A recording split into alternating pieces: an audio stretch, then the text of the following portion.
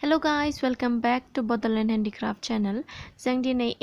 पेपारनि एम्बु बानायनो सोलोंगोन. So firstआव जोङो पेपारखौ खनायाव सुनानै जोङो बेखौ स्क्वायर साइजनि लागोन हा. माने बेखौ ट्रायंगल खना थननानै बेखौ जोङो स्क्वायर साइज बरनगोन पेपारखौहाय.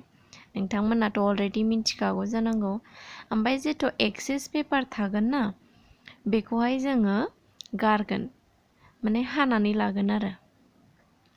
स' बेखौ जोङो बेखौबो जों बेयाव जेबो खेमसि जेबो हाग्रा बुस्थु जेबो इउज खालामाखै जास्ट पेपार ओमफ्राय बेखौ आखाइजोंनो बिसिदों आरो जुदि नोंथांमोना बिसिनो दिगदार मोनोबा खेमसिजों नङाबा हाग्राजों हानो हागोन पेपार हाग्राजों ओमफ्राय दानिया बेखौ जोङो मिडिलाव थननानै लानोसै समानै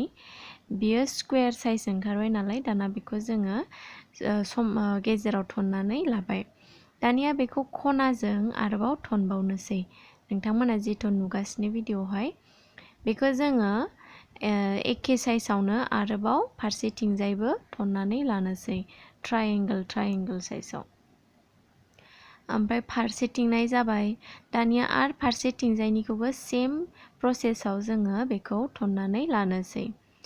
फारसेजों थनबाय आरो मोनसेथिंजायनिखौबो बेबायदिनो थननानै लानोसै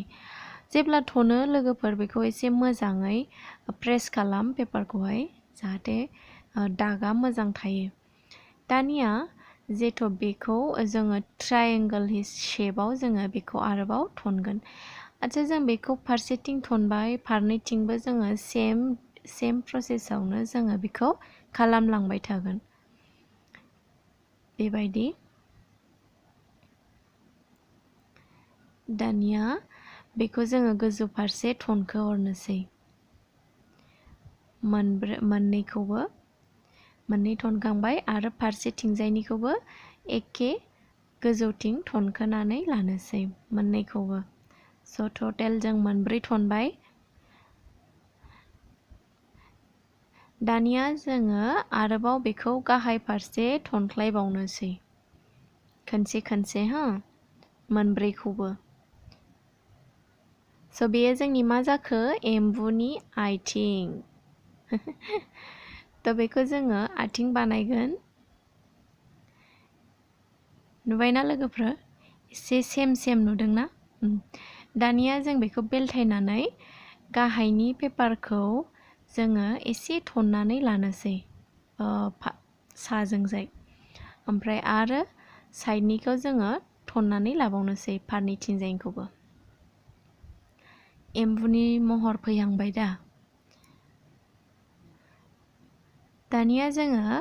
सिंजोंहाय बेखौ गेजेराव मिडलआव थननोसै जेराव भास थादों बेयावहाय दानिया जेथ' बे खिथुनि जेथ' बे पेपार बेखौ जोङो आरोबाव उल्था फारसे थनखोलांबावनोसै